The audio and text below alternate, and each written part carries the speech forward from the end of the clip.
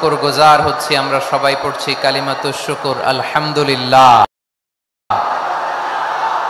সবাই একসাথে গলা ছেড়ে দিয়ে আওয়াজ করে পড়ুন রব্বানা লাকাল হামদ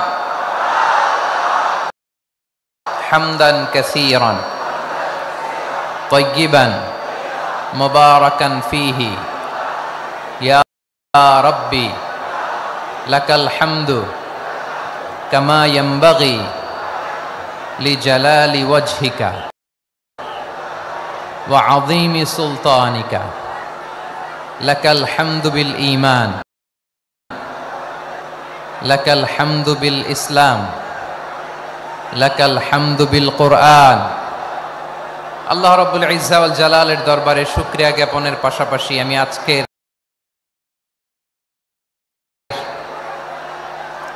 এই প্রোগ্রামের অর্গানাইজিং কমিটিকে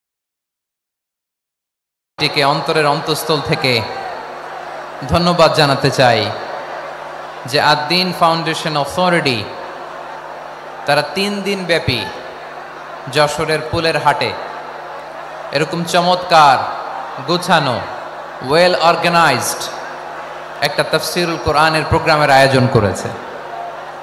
আমি আল্লাহর শুকরিয়া জ্ঞাপনের পাশাপাশি তাদেরকে আমার অন্তরের অন্তঃস্থল থেকে শুকরিয়া, ধন্যবাদ এবং মোবারকবাদ জানাতে চাই।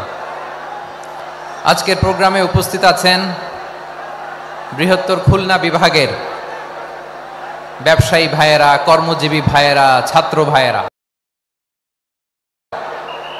পর্দার আড়ালে মহিলা প্যান্ডেলে আমার মায়েরা,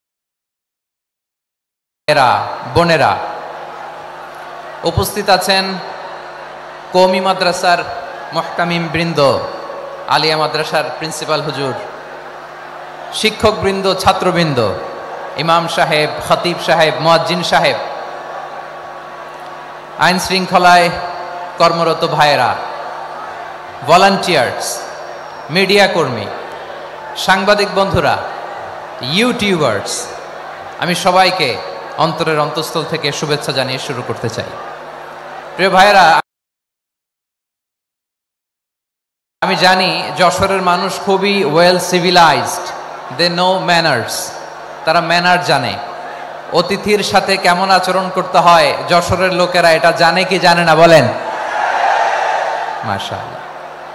স্টেজ থেকে ইনস্ট্রাকশন আসলে সেটা শুনতে হবে, না শুনলে আমিও বলতে পারবো না, আপনারাও উপকৃত হবেন না।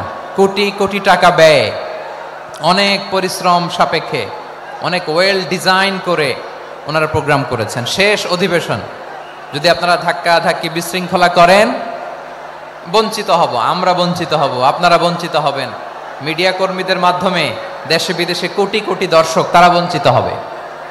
আর যদি একটা নীরব, নিস্তব্ধ, নিঝুম পরিবেশ আমাকে উপহার দেন, আমি জনগুরুত্বপূর্ণ, যেটা রাষ্ট্রের জন্য গুরুত্বপূর্ণ, যেটা সামাজিকভাবে আমাদের জন্য গুরুত্বপূর্ণ, আমার ব্যক্তি জীবনের জন্য গুরুত্বপূর্ণ, গোটা মানবতার জন্য গুরুত্বপূর্ণ, এরকম কিছু বার্তা আজকের এই ঐতিহাসিক যশোরের প্রোগ্রামে আমি রাখতে চাই ইনশাআল্লাহ। কিন্তু সেজন্য সহযোগিতা করতে হবে। যে ডান দিকের ছেলেরা মাশাআল্লাহ বলার সাথে সাথে ঠান্ডা, কিন্তু এখানে এখনো ঠান্ডা হচ্ছে না। তোমরা ভলান্টিয়ারদের কথা শোনো, জায়গা না পেলে পেছনে যাও, ধাক্কা ধাক্কি করো কেন ভাইয়েরা? এটা করো না। এই যে তোমাদেরকে দেখতে পাচ্ছি তো, একে অপরকে ধাক্কা ধাক্কি করে আমাকে দেখার চেষ্টা, পেছনে চলে যাও, নয় অন্য প্যান্ডেলে যাও, কোনো আওয়াজ হবে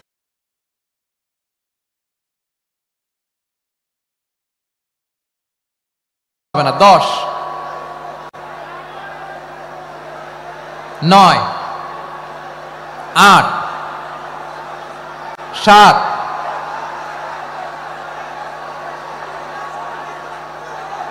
6 5 4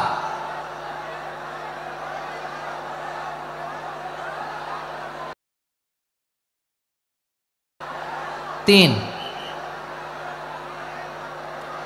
2 1 0।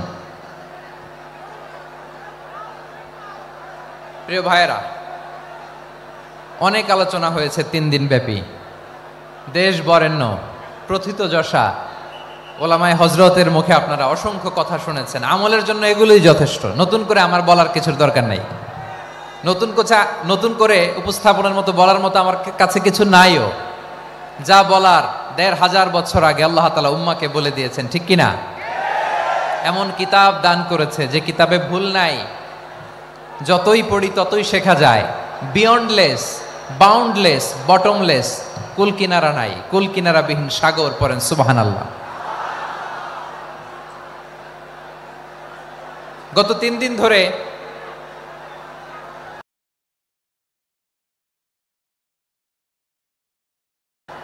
স্কলাররা যে সমস্ত বিষয় কোরআন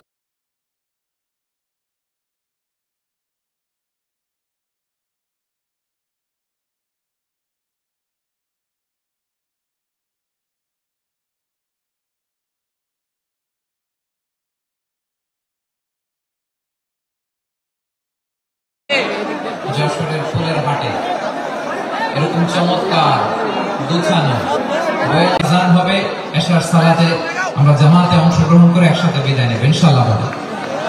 বিশৃঙ্খলা করলে আমার বোঝাতে পয়েন্টগুলো শেয়ার করতে দেরি হবে। আর এই যে এরকম নীরব নিস্তব্ধের উপর আমল করতে পারে আল্লাহ তৌফিক দান করুক, আমরা পড়ি আমিন। Be smart. আসলে এখানে আসার বসার এই প্রোগ্রামে অংশগ্রহণ করার উদ্দেশ্যকে, নিয়াতকে আমরা খালেস করে নেই। আজকে আমরা যা শুনবো শিখবো আমলের নিয়তে শুনবো, ঠিক কিনা বলেন? শেষ পর্যন্ত নীরবতা বজায় রাখবো। আমি উঠবো, আপনারা উঠবেন, এর আগে ওঠা যাবে না। তার ওয়াস্তে বি স্মার্ট। জায়গা না হলে চলে যাবেন, আওয়াজ করবেন না। ভলান্টিয়াররাও আওয়াজ নয়, ইশারা ইঙ্গিতে। প্রিয় ভাইরা, যে টপিকটি নিয়ে আমি আপনাদের সামনে আজকে কথা বলতে চাই, টপিকটি অনেক গুরুত্বপূর্ণ। টপিকটি হচ্ছে হিউম্যান রিসোর্স ডেভেলপমেন্ট, মানব সম্পদ উন্নয়ন। কারণ আল্লাহ তাআলা আমাদের যা দেখ আর না দেখ এটা দিছে। মানুষ আর মানুষ, 18 কোটি মানুষ, ঠিক কিনা? এই 18 কোটির জনসংখ্যার দেশে বসবাস করে আমরা খুশি না বেজার? খুশিকে দেখতে পাচ্ছি। All are the Gen Z of Jessore.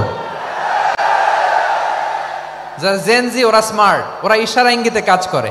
এই যে পুরো গদি উল্টায় দিছে, ঠিক কিনা? 24-এর ছাত্র নাগরিক অভ্যুত্থান আমাদের দেখে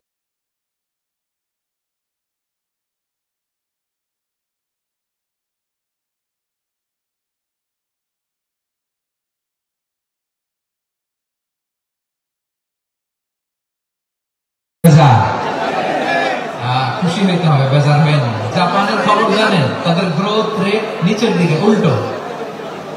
জনসংখ্যা নাই, কাজে লাগাই ইনশাআল্লাহ। পড়েন সবাই। হিউম্যান রিসোর্স ডেভেলপমেন্ট অনেক জনগুরুত্বপূর্ণ।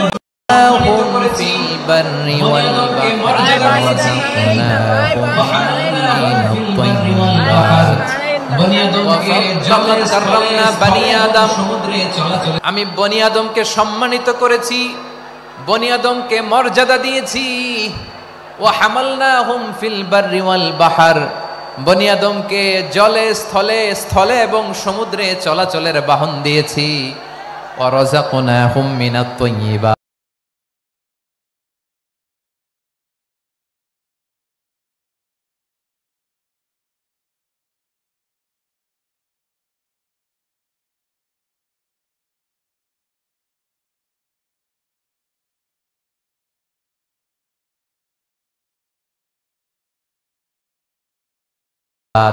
তাদেরকে আমি যত মর্যাদা দিয়েছি আমার কোন সৃষ্টিকে এত মর্যাদা দেই নাই। পড়েন সুবহানাল্লাহ। I have dignified the status of the sons of Adam. আদমের সব সন্তানের মর্যাদা আমি বাড়িয়েছি। আল্লাহ এখানে বলেননি ওয়ালাকাদ কাররামনাল মুমিনিন, আমি মুমিনের মর্যাদা বাড়িয়েছি, বলেছেন? আল্লাহ এখানে বলেন নাই ওয়ালাকাদ কাররামনাল মুসলিমিন, আমি মুসলিমের মর্যাদা বাড়িয়েছি। আল্লাহ বলেছেন ওয়ালাকাদ কাররামনা বানি আদম, আমি বনি আদমের সম্মান বাড়িয়েছি। হোক সে মুমিন কিংবা কাফের, মুসলিম কিংবা মুশরিক, আস্তিক কিংবা নাস্তিক, আরব কিংবা অনারব, যেই হোক না কেন আদম সন্তান সবগুলার মর্যাদা বাড়ায় দিয়েছে কে? সবার মর্যাদা আল্লাহ বাড়িয়েছে। মানুষ হিসেবে মর্যাদা। বিশ্বনবী সাল্লাল্লাহু আলাইহি ওয়াসাল্লাম ইহুদির লাশ দেখে দাঁড়িয়ে গেলেন। কার লাশ? আমার যশোরের ভাইয়েরা আওয়াজ করে বলুন, কার লাশ? ইহুদির লাশ দেখে দাঁড়ায় গেলেন। সাহাবারা বললেন, ইয়া রাসূলুল্লাহ, আপনি দাঁড়ালেন যে, এটা তো ইহুদির লাশ। বিশ্বনবী বললেন, আওয়ালাইসাত নাফসান, এটা কি মানুষ নয়? এটা হোক ইহুদি হোক খ্রিস্টান, এটা তো মানুষ। আমি মানুষ দেখে দাঁড়িয়েছি। আই স্যালিউট দ্য হিউম্যানিটি, আমি মানবতাকে সম্মান করেছি। পড়েন সুবহানাল্লাহ। তাহলে এই জমিনে মানুষের মর্যাদা বেশি, হোক আস্তিক হোক নাস্তিক, হোক মুমিন কিংবা কাফের। আদমের সন্তান হলে, মানুষ হলেই তার মর্যাদা বাড়িয়েছে কে? আমার কলিজার টুকরা যশোরের ভাইয়েরা, মানুষের মর্যাদা আল্লাহ এত বাড়িয়েছেন, মানুষ জীবিত থাকলেও যেমনি মর্যাদাবান, মরে গেলেও মর্যাদাবান। সুবহানাল্লাহ পড়েন। মানুষ মরে গেলে এই ডেড বডিটা কি হয়? পচে যায়, গলে যায়, মাটির সাথে মিশে যায়। তাই বলে আপনি ডেড বডির সাথে যাচ্ছে তাই করতে পারবেন না? পারবেন? কেউ যদি অন্যায় করে, তাকে যদি আপনি শাস্তির আওতায় আনেন, যা মনে চায় করতে পারবেন না। তারা আগুন দিয়ে পোড়াতে পারবেন না, নাক কাটতে পারবেন না, কান কাটতে পারবেন না, অঙ্গ বিকৃতি করতে পারবেন না। কারণ মানব জাতির মর্যাদা স্বয়ং দিয়েছে কে? ডেড বডি পচে যাবে, গলে যাবে। তারপরে ইসলাম বলে, না খবরদার, এই মরা লাশটারও একটা মর্যাদা আছে না নাই? ইসলাম বলে এই লাশটা গলে যাবে, পচে যাবে, কিন্তু এটার অমর্যাদা করো না। কর্পূর দিয়ে, খেজুর পাতা দিয়ে, এটাকে ওয়ার্ম ওয়াটার দিয়ে, গরম পানি দিয়ে ধৌত করো। সাদা শুভ্র ধবধবে কাপড় দিয়ে লাশটাকে তুমি কাভার করো। তারপরে খাটিয়ার মধ্যে লাশটাকে রেখে বিশাল একটা প্রোগ্রাম করো, একটা ফিউনারাল প্রোগ্রাম করো। ওই প্রোগ্রামের ডানে বায়ে পেছনে লাশটারে রাখলে হবে না, প্রোগ্রামের একেবারে সামনটাতে তুমি লাশটাকে রাখো। সুবহানাল্লাহ। একটা ফিউনারাল প্রোগ্রাম করতে হবে, তাকে শেষ বিদায় জানাতে হবে, যেটাকে আমরা জানাজা বলি। কি বলি? জানাজা মানে মাইয়েতের জন্য দোয়া, তার জন্য দোয়া করা হয়। তাকে একটা সিস্টেমেটিক অর্ডারে কবরে রাখা হয়, সুন্দরভাবে সেটাকে কবরস্থ করা হয়, মাটি দেয়া হয়, পানি দেয়া হয়। তার মানে মরে গেলেও মানুষের সম্মান বাড়ায় দিয়েছে কে? এজন্য আল্লাহ বললেন, ওয়ালাকাদ কাররামনা বানি আদম, বনি আদমের সম্মান মর্যাদা আমি আল্লাহ বাড়িয়ে দিয়েছি। মানুষের সম্মানে তুমি কখনো আঘাত করো না, ঠিক কিনা? তাহলে ভাই, প্রথম মেসেজ হচ্ছে, the first and foremost message tonight to the people of Jashore. আল্লাহ বলেন, I have dignified the status of son of Adam. আমি বনি আদম সবার মর্যাদা বাড়িয়ে দিয়েছি, হোক আস্তিক নাস্তিক, হোক কাফের কিংবা মুশরিক, তার মর্যাদা বাড়াই দিছে কে? যখন বন্যা হয়, আমরা ত্রাণ নিয়ে যাই, আমরা শুধু মুসলমানদেরকে ত্রাণ দেই নাকি? হ্যাঁ, আমরা মুসলমানকেও দেই, অমুসলমানকেও দেই, হিন্দুকেও দেই, বৌদ্ধকেও দেই। যেখানেই মানবতা বিপন্ন, সেখানে ইসলামের হেল্পিং হ্যান্ড আছে না নাই? সুবহানাল্লাহ। কি দিন আমরা পেয়েছি, কি বিধান আমরা পেয়েছি। ওয়ালাকাদ কাররামনা বানি আদম, আমি বনি আদমকে সম্মানিত করেছি। এরপর আল্লাহ বললেন, ওয়া হামালনাহুম ফিল বাররি ওয়াল বাহর, মানুষকে স্থলে এবং সমুদ্রে চলাচলের বাহন আমি দিয়েছি। স্থলে কিভাবে চলবে, জলে কিভাবে চলবে, এই বাহনের ব্যবস্থা করেছে কে? এই জেনজি, এই সামড়া, ইরাম করতেছো কিসের জন্য? হ্যাঁ, ইরাম করলে চলবি? হ্যাঁ, বস বস বস বস। আওয়াজ করতেছো কেন? দিবা না, কথা বলতে দিবা না আমাকে? তো এইটা বুঝি তোমাদের ভালোবাসার নমুনা? তোমাদের ভালোবাসার কারণে যদি আমি কোথাও দাঁড়াতেই না পারি, কোথাও বসতে না পারি, কোথাও দুটা কথা বলতে না পারি, এই ভালোবাসা দিয়ে কি হবে আমার? বরং ঘামতে ঘামতে ঘর্মাক্ত হব, রক্তাক্ত হব। কিন্তু সেন্ট্রাল থেকে, সেন্ট্রালি যে ইনস্ট্রাকশন আসবে, সেই ইনস্ট্রাকশনের এক চুল আমরা ডানে বায়ে যাব না। এইটা গণজাগরণের জন্য এইটা দরকার, ইসলামী বিপ্লবের জন্য এইটা দরকার। তো আধা ঘন্টা ধরে যদি তোমাদেরকে থামানোই না যায়, এই লস্কর দিয়ে আমি কি করব? আল্লাহর ওয়াস্তে নো নো নো স্লোগান, চুপচাপ একেবারে আমার দিকে তাকাও। আল্লাহ বললেন, ওয়া হামালনাহুম ফিল বাররি ওয়াল বাহর, জলে স্থলে আমি চলাচলের যানবাহনের ব্যবস্থা করেছি। আমরা স্থলে ঘোড়ার উপরে চড়ি, উটের উপরে চড়ি, গাড়ির উপরে চড়ি। এই যে গাড়ির ইঞ্জিন বানাইছি আমরা, এটার মেধা দিয়েছে কে? আবার সাগরের মধ্যে আমরা নৌযান, জলযান, বড় বড় জাহাজ দিয়ে এক মহাদেশ থেকে আরেক মহাদেশ যাই, এক দেশ থেকে মালামালগুলো আরেক দেশে পাঠাই। সাগরের ভেতরে নৌকাগুলোরে ধরে রাখলো কে? والفلك التي تجري في البحر بما ينفع الناس মানুষের উপকার আছে এরকম সরঞ্জামাদি নিয়ে সাগরের উপরে বিশাল বিশাল জলযানগুলো চলে, এগুলো ডুবে যায় না, কাত হয়ে যায় না, পড়ে যায় না, এগুলোকে স্থিতিস্থাপকতাকে ঠিক করে রাখলো কে? আপনারা জাহাজ দেখেছেন? জাহাজ, হ্যাঁ, বাড়ি চট্টগ্রাম হইলে দেখতে পারতেন, দেখছেন? বিশাল বিশাল জাহাজ, বিশাল জাহাজ মালামাল নিয়ে এক মহাদেশ থেকে আরেক মহাদেশে যায়। গত মাসে আমার জাপান সফর ছিল। এই যে বাংলাদেশে যে গাড়িগুলো চালান, বেশিরভাগ গাড়ি আসে কিন্তু জাপান থেকে।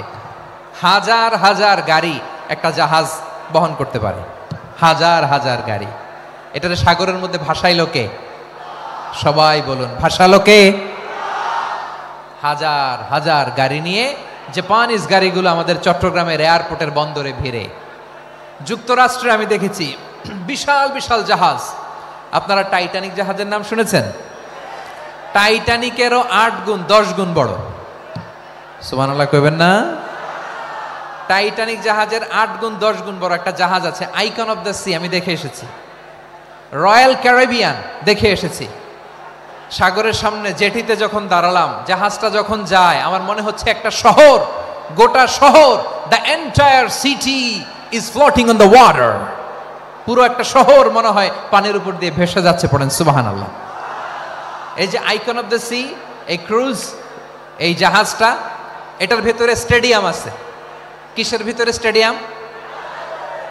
কথা বুঝে নাই বোধহয়। স্টেডিয়াম কিসের ভিতর? সুইমিং পুল আছে, শপিং মল আছে, রেস্টুরেন্ট আছে, ক্লাব আছে, 3000 4000 রুম বিশিষ্ট, কক্ষ বিশিষ্ট হোটেল আছে। এই সবগুলোর নিয়ে এগুলো চলে সাগরের এই দোলার মধ্যে, জলোচ্ছ্বাসের মধ্যে। এই সাগরের ভেতরে এই জাহাজগুলোর ভাষায় রাখছে কে? সূরা আর রহমানে আল্লাহ তাআলা বললেন, ওয়ালাহুল জাওয়ারিল মুনশাআতু ফিল বাহরি কাল আ'লাম ফাবিআইয়ি আলাইহি। নাকি মুসলমানদের, নাকি মুসল্লিদের? কার সম্মান বাড়িয়েছি? বনি আদমের। তাহলে human dignity, the first part of the verse talks about the human dignity. 2 নম্বর অংশ আল্লাহ তাআলা বললেন, ওয়া হামালনাহুম ফিল বাররি ওয়াল বাহর। স্থলে এবং সমুদ্রে আমি তাদের জন্য চলাচলের বাহন দিয়েছি। সুবহানাল্লাহ। তার মানে smooth movement on land and sea, জলে এবং স্থলে যাতে আমরা স্মুথলি মুভ করতে পারি আল্লাহ তাআলা দিয়েছেন। 3 নম্বর আল্লাহ তাআলা বললেন, ওয়া রাযাকনাহুম মিনাত তাইয়্যিবাত। মানুষের জন্য আমি পবিত্র রিজিকের ব্যবস্থা করেছি। জলে এবং স্থলে যত প্রাণী আছে সবগুলা প্রাণীকে রিজিক দেয় কে? আমাদেরকে রিজিক দেয় কে? সাগরের মাছগুলোকে, বড় বড় তিমি মাছগুলোরে রিজিক দেয় কে? বাতাসের মধ্যে ভেসে বেড়ানো বড় বড় পাখিগুলো, স্ক্যান্ডিনেভিয়ান কান্ট্রি থেকে লক্ষ লক্ষ কোটি কোটি পাখিগুলো যে এক দেশ থেকে আরেক দেশে ট্রান্সফার হয়, এগুলোর রিজিক দেয় কে? রব্বুল আলামিন বলেন, ওয়ামা মিন দাব্বাতিন ফিল আরদি ইল্লা আলাল্লাহি রিজকুহা ওয়া ইয়ালামু মুস্তাকাররাহা ওয়া মুস্তাওদাআহা কুল্লুম ফি কিতাবিম মুবিন। আল্লাহু আকবার। রব্বুল আলামিন বলেন, ভূপৃষ্ঠে বিচরণশীল যত প্রাণী আছে সব প্রাণীগুলোকে আমি আল্লাহ আমার নিজের কুদরতে রিজিকের বন্দোবস্ত করি। এই প্রাণীগুলো কোথায় থাকে, কোথায় যায়, সব জায়গায় আমি রিজিক পৌঁছে দেই। রিজিক কেউ দিতে পারে না, রিজিকের মালিক কে? রিজিকের মালিক তিনি আল্লাহ। এজন্য আল্লাহ তাআলা বললেন, ওয়া রাযাকনাহুম মিনাত তাইয়্যিবাত। এরপর আল্লাহ বললেন, ওয়া ফাদ্দালনাহুম আলা কাসীরিম মিম্মান খালাকনা তাফদীলা। আমি যত প্রাণী সৃষ্টি করেছি সকল প্রাণীর মধ্যে মানুষের মর্যাদা, শ্রেষ্ঠত্ব আমি দিয়েছি। সুবহানাল্লাহ পড়েন। তাহলে 1 নম্বরে আল্লাহ বললেন আমি বনি আদমের মর্যাদা বাড়ালাম। এরপরে বললেন স্থলে এবং সমুদ্রে চলাচলের জন্য যানবাহন দিলাম। তিন নম্বরে আল্লাহ বললেন পবিত্র রিজিকের ব্যবস্থা করে দিলাম। এরপরে আল্লাহ বললেন যত প্রাণী আছে, সৃষ্টি আছে, সবগুলার উপরে আমি মানুষকে শ্রেষ্ঠত্ব দিলাম। সুবহানাল্লাহ। তাহলে সবচেয়ে বেশি শ্রেষ্ঠত্ব মানুষের। কার? মানুষের। শুধু তাই নয় প্রিয় ভাইরা, আকাশ এবং জমিনে যা কিছু আছে সবকিছু মানুষের জন্য, মানুষের কল্যাণে, মানুষের প্রয়োজনে, মানুষের বশীভূত করে সৃষ্টি করেছেন কে? রব্বুল আলামিন বলেন, হুয়াল্লাযী খালাকা লাকুম মা ফিল আরদি জামিআ। এই জমিনের মধ্যে যা কিছু আমি আল্লাহ সৃষ্টি করেছি সব কিছু আমি মানুষের জন্য সৃষ্টি করেছি। পড়েন সুবহানাল্লাহ। হুয়াল্লাযী খালাকা লাকুম মা ফিল আরদি জামিআ। যা আছে সব আমাদের জন্য, সব আমাদেরকে সার্ভিস দেওয়ার জন্য, আমাদের উপকারের জন্য, আমাদের কল্যাণের জন্য। আওয়াজ করে সবাই পড়ুন আল্লাহু আকবার।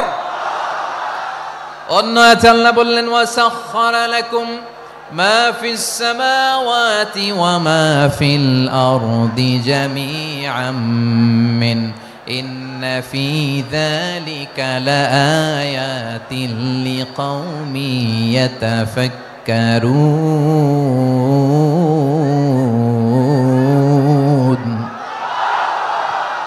প্রথম আয়াতে আল্লাহ বললেন জমিনে যা আছে সব তোমাদের কল্যাণে আমি সৃষ্টি করলাম। এরপরে আল্লাহ বললেন আকাশেও যা আছে সব তোমাদের জন্য সৃষ্টি করলাম, তোমাদের অনুগত বানায় দিলাম। পড়েন সুবহানাল্লাহ। মানুষের কি ব্রেইন দেখেন, মানুষ জমিন ছেড়ে আকাশে চলে যায়। পাখি দেখে মানুষের শখ হলো পাখি যেহেতু উঠতে পারে আমরাও পারবো। অরবিল রাইট, উইলবার রাইট, দুই ভাই মিলে আঁকাঝোঁকা করতে করতে করতে করতে প্লেন বানায় ফেললো। কোন সুবহানাল্লাহ। এখন পাখিও ওরে, আমরাও ওরি। এরপরেই মানুষের কৌতূহল থামে না এখানে। মানুষ চলে গিয়েছে চাঁদে। কোথায় গেছে? এখন কিন্তু চাঁদে জমি বিক্রি হয় জানেন। পৃথিবী নিয়ে মারামারি শেষ, রাশিয়া আমেরিকা এখন ধরছে চাঁদ আর মঙ্গল গ্রহ। এখন চাঁদে জমি বিক্রি হয়, মঙ্গলে জমি বিক্রি হয়। এই চাঁদ, মঙ্গল, বৃহস্পতি, শনি সব আল্লাহ তাআলা আমাদের জন্য বানিয়েছেন। সুবহানাল্লাহ পড়েন। মানুষ সাগরের উপরে চড়ে, শূন্যে ভেসে বেড়ায়, পাহাড় কেটে সুড়ঙ্গ বানায়, টানেল বানায়। মানুষ ব্রডব্যান্ডের লাইন নিয়ে যায় সাগরের ভেতর দিয়ে, এক দেশ থেকে আরেক দেশে, এক মহাদেশ থেকে আরেক মহাদেশে। সুবহানাল্লাহ পড়েন। তার মানে গোটা বিশ্বের সব কিছুর উপরে control, superiority over all creatures, সব কিছুর উপর কন্ট্রোল, মনিটরিং, নিয়ন্ত্রণ, এটা প্রতিষ্ঠা করে দিয়েছে কে? এজন্যই মানুষের শ্রেষ্ঠত্ব। ওয়ালাকাদ কাররামনা বানি আদম, আমি বনি আদমের সম্মান বাড়িয়েছি, মর্যাদা আমি বাড়িয়ে দিয়েছি। এ কারণে, কারণ মানুষ সব কিছুর উপর নিয়ন্ত্রণ নিতে পারে। মানুষকে নিয়ে এই কোরআনের সব আলোচনা, মানুষকে নিয়ে এই কোরআনের সব। তাই কোরআনের কেন্দ্রীয় আলোচ্য বিষয় হচ্ছে মানুষ। কোরআনের কেন্দ্রীয় আলোচ্য বিষয় কি? যশোরের ভাইয়েরা বুঝে থাকলে সবাই বলবেন কোরআনের কেন্দ্রীয় আলোচ্য বিষয় কি? এই যে আমি মূল আলোচনায় যাচ্ছি এখন। কেন মানুষ কোরআনের কেন্দ্রীয় আলোচ্য বিষয়? এই যে ভাইয়েরা, এই যে হাত জোর করে, এই যে Jessore Gen Z, the smart people of Jessore, হাত জোর করে বলতেছে, হাত জোর করে তোদের কাছে আল্লাহর দোহাই লাগে, স্টপ স্টপ। শুরুতে একবার বলেছে জায়গা না হলে আস্তে আস্তে ধাক্কা দিবা, সামনে না পিছনে, দিয়ে দিয়ে বেরোয় চলে যাও। এলইডিতে দেখো, এই যে এই যে আল্লাহর ওয়াস্তে জায়গা না হলে ওদিকে যাও। কোরআনের মাহফিলে বিশৃঙ্খলা, এটা কাফিরদের আলামত। কাফিররা শীষ দিত, শীষ। বিশ্বনবী কোরআনের তাফসির করলে কাফিররা শীষ দিত আর ক্ল্যাপিং করত, হুইসেল এন্ড ক্ল্যাপিং। তো আমরা কি এখানে বিশৃঙ্খলা করতে আসছি? তো বারবার থামানো লাগে কেন? কোনো আওয়াজ হবে না, বললাম তো স্টপ। আওয়াজ করে বলুন কোরআনের কেন্দ্রীয় আলোচ্য বিষয় কি? সবাই বলেননি। এতগুলো মানুষ উত্তর দিলে এতটুকু আওয়াজ হয়, অন্তত আমি বিশ্বাস করি না। যশোর আওয়াজ করে বলো কোরআনের কেন্দ্রীয় আলোচ্য বিষয় কি? মানুষ। এই মানুষ কোরআনের কেন্দ্রীয় আলোচ্য বিষয়। মানুষকে আল্লাহ স্বাধীনতা দিয়েছেন। ফামান শাআ ফালইউমিন ওয়া মান শাআ ফালইয়াকফুর। চাইলে মুমিন হতে পারো, চাইলে কাফের হতে পারো, তোমার ইচ্ছা। তবে জেনে রাখো মুমিন হলে পাবা জান্নাত, কাফির হলে পাবা জাহান্নাম। নাও দ্য ডিসিশন ইজ ইয়ার্স। সিদ্ধান্ত তোমার। জান্নাতে যাবা না জাহান্নামে যাবা? যশোরের ভাইয়ের আওয়াজ করে বলুন, কই যেতে চান, জান্নাতে না জাহান্নামে? ডান দিকে না বাম দিকে? ডানপন্থী না বামপন্থী? চিল্লা চিল্লি না চুপচাপ? চুপচাপ কয়ে আবার চিল্লাচিল্লি শুরু করে দিচ্ছে। মাশাআল্লাহ। তাহলে কোরআনের কেন্দ্রীয় আলোচ্য বিষয় মানুষ। আমার সাথে থাকতে হবে, তোমাদেরকে নিয়ে আমি আলোচনা শেষ পর্যন্ত যাব। অনেক গুরুত্বপূর্ণ কথা বাকি আছে, আমাকে সহযোগিতা করতে হবে। মাশাআল্লাহ, এই তো ঠান্ডা হয়েছে। হ্যাঁ, ঠিক আছে ঠিক আছে ঠিক আছে। মানুষকে আল্লাহ এত স্বাধীনতা দিয়েছেন, মানুষ চাইলে অনেক ভালো হইতে পারে। ভালোর রাস্তাও খোলা, খারাপ হওয়ার রাস্তাও খোলা। ভালো হইলে মানুষ অনেক ভালো, খারাপ হইলে অনেক খারাপ। ভালো হইলে সবচেয়ে ভালো, খারাপ হইলে সবচেয়ে খারাপ। এজন্য সিদ্ধান্ত আপনাকেই নিতে হবে। আল্লাহ তাআলা বলছেন, লাকাদ খালাকনাল ইনসানা ফি আহসানি তাকওয়িম সুম্মা রাদাদনাহু আসফালা সাফিলিন। আমি মানুষকে অনেক সুন্দর অবয়বে, সুন্দর আকৃতিতে সৃষ্টি করেছি। তার শুধু চেহারার ডিজাইনটাই সুন্দর নয়, তার ব্রেনটা বড্ড সুন্দর, তার মানসিকতা বড্ড সুন্দর, তার সৃজনশীলতা বড্ড সুন্দর। পড়েন সুবহানাল্লাহ। আমাদের চেহারা, অবয়ব, ডিজাইন যে সুন্দর তা না, আমাদের ব্রেনটা অনেক সফিস্টিকেটেড ব্রেন, অনেক সফিস্টিকেটেড। এই 1.5 কেজি ব্রেন ইউজ করে মানুষ গোটা বিশ্বে সভ্যতা বিনির্মাণ করেছে, ঠিক কিনা? এই ব্রেন আল্লাহ তাআলা আমাকে দিয়েছে। এটারে কাজে লাগালে, আপনার 6 সেন্স কাজে লাগালে আপনি অনন্য মানুষ হয়ে উঠবেন, মহামানবে রূপান্তরিত হবেন। মানুষ হতে পারে, চাইলেই মহামানব হতে পারে। আবার যদি মানুষ চায় খারাপও হতে পারে। আল্লাহ বললেন শুধু ভালোই না, ভালো হতে চাইলে অনেক ভালো তুমি হতে পারো, আবার খারাপ হতে চাইলে অনেক খারাপ তুমি হতে পারো। সুম্মা রাদাদনাহু আসফালা সাফিলিন।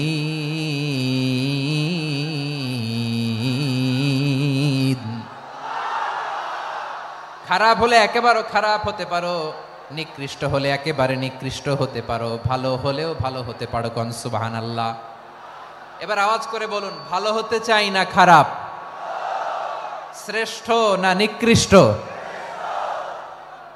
মানুষ ভালো হলে মানুষ ফেরেশতার চেয়েও ভালো, মানুষ খারাপ হলে সে পশুর চেয়েও খারাপ। কথা ঠিক কিনা বলেন? ভালো হলে ফেরেশতার চেয়েও ভালো, খারাপ হলে পশুর চেয়েও নিকৃষ্ট। তার মানে শ্রেষ্ঠত্বে মানুষ, শ্রেষ্ঠত্বে ফেরেশতাকে হার মানায়, আর অধপতনে শ্রেষ্ঠত্বে ফেরেশতাকে ছাড়িয়ে যায়, আর অধপতনে পশুকেও হার মানায়। আই রিপিট, আমি আবারও বলছি, মানুষ শ্রেষ্ঠত্বে ফেরেশতাকে ছাড়িয়ে যায়, আর অধপতনে সে পশুকেও হার মানায়। আওয়াজ করে বলতে হবে ঠিক কি না? এটার প্রমাণ কি? মানুষ শ্রেষ্ঠ হইলে যে ফেরেশতার চেয়েও সেরা, তার প্রমাণ কি? আল্লাহ তাআলা বলছেন, ওয়া ইয কুলনা লিল মালাইকাতি ইসজুদু লি আদম ফাসাজাদু ইল্লা ইবলিস আবা ওয়াস্তাকবারা ওয়া কানা মিনাল কাফিরিন। আল্লাহ বলেন, স্মরণ করো সে সময়ের কথা যখন আমি ফেরেশতাদেরকে বললাম, ও ফেরেশতারা আদমকে সেজদা দাও। সব ফেরেশতারা সম্মান সূচক সেজদা আদমকে দিল। তারা আদমের জন্য সেজদায় লুটিয়ে পড়লো, একজন ছাড়া, তার নাম ইবলিস। আওয়াজ করে বলেন, তার নাম কি? সে অহংকার প্রদর্শন করলো, সে কাফের হয়ে গেল। বাকি সব ফেরেশতারা সেজদা দিল। সুবহানাল্লাহ। আবার আদম আলাইহিস সালামকে আল্লাহ জিজ্ঞেস করলেন, সব বলে দিল উত্তর, কিন্তু ফেরেশতাদেরকে একই প্রশ্ন জিজ্ঞেস করলেন, তারা উত্তর করতে পারে নাই। তার মানে এর মধ্য দিয়ে প্রমাণিত হয়, মানুষ ভালো হলে ফেরেশতার চেয়েও ভালো, ফেরেশতার চেয়েও মানুষের মর্যাদা বাড়িয়ে দিয়েছে কে? সব নূরের ফেরেশতা যখন মাটির আদমকে সেজদা দেয়, এটা প্রমাণ করে ফেরেশতার চেয়েও মানুষের মর্যাদা বাড়িয়ে দিয়েছে কে? তুমি মাটির আদমকে প্রথম সৃষ্টি করিয়া ঘোষণা করিয়া দিলে শ্রেষ্ঠ বলিয়া, তাই তো নূরের ফেরেশতা করে আদমকে সেজদা। ঠিক কিনা বলেন? তাই তো নূরের ফেরেশতা করে আদমকে সেজদা। সবার চেয়ে সম্মান দিলে মাটির আদমকে। আল্লাহু আল্লাহু তুমি জাল্লে জালালুহু, শেষ করা তো যায় না গে তোমার গুণগান। পড়েন না, পড়েন। আল্লাহু আল্লাহু তুমি জাল্লে জালালুহু, শেষ করা তো যায় না গে তোমার গুণগান। আল্লাহু আল্লাহু আল্লাহু আকবার। আদমের মর্যাদা বেশি, মানুষের মর্যাদা বেশি। মানুষ শ্রেষ্ঠ তার প্রমাণ নূরের ফেরেশতা মাটির আদমকে সেজদা করে আওয়াজ করে বলেন ঠিক কি না? তাহলে মানুষ ভালো হলে ফেরেশতার চেয়ে ভালো। আবার মানুষ যদি খারাপ হয় সে পশুর চেয়েও খারাপ। অধপতনে পশুত্বকে হার মানায়। তার প্রমাণ কি? তার প্রমাণ হচ্ছে যশোরের ভাইরা দেখবেন পত্রিকায় নিউজ পেপারে মাঝে মাঝে এরকম দেখা যায়, এক মানুষ আরেক মানুষকে হত্যা করে 20 টুকরা করে বস্তার ভেতরে ভরেছে। আপনারা এই নিউজ পড়েন নাই না? দেখেন নাই? দেখছেন? মানুষ মানুষকে হত্যা করে কয় টুকরা? জোরে বলেন। এখানেই ক্ষান্ত হয় না, আবার কোথায় ভরছে? বস্তার ভেতরে। আচ্ছা, বুঝে থাকলে আওয়াজ করে বলেন, কোনদিন শুনছেন একটা হাতি আর একটা হাতিকে হত্যা করে 20 টুকরা করছে, এরপরে বস্তার ভিতরে ভরছে? হয়েছে? তাহলে দেখেন, মানুষ যদি খারাপ হয় সে পশুকেও হার মানায়। চিল্লায় বলো ঠিক কিনা? এমনও দুশ্চরিত্র মানুষ আছে যার নজর থেকে 6 মাসের ছোট্ট মেয়ে থেকে শুরু করে 80 বছরের বৃদ্ধারাও নিরাপদ নয়। পশুকেও হার মানায়। মানুষের ঘর জ্বালিয়ে পুড়ে মেসাকার করে দেয়, জনপদের পর জনপদ জ্বালায় দেয়। এরকম আছে না নাই? বোমা মেরে শহরগুলো উড়িয়ে দেয়। এই যে ইসরায়েল গাজার মধ্যে যে অ্যাটাক করেছে, এরা মসজিদ মানে নাই, মসজিদে বম ফেলেছে। এরা খ্রিস্টানদের চার্চ গির্জা মানে নাই, গির্জায় বম ফেলেছে। পৃথিবীর ইতিহাসে never happened in the history of the world that someone bombed on a hospital, on a ICU center. এমন হাসপাতাল যেখানে আইসিইউর রোগীরা আছে, ওই হাসপাতালের উপরও ইসরায়েলি সৈনিকেরা বোমা মেরেছে। জোরে বলেন ঠিক কিনা? এরা মানুষ? আওয়াজ করে বলেন, এরা মানুষ না। প্রিয় ভাইয়েরা, চোখ কান নাক মুখ থাকলেই মানুষ না। যা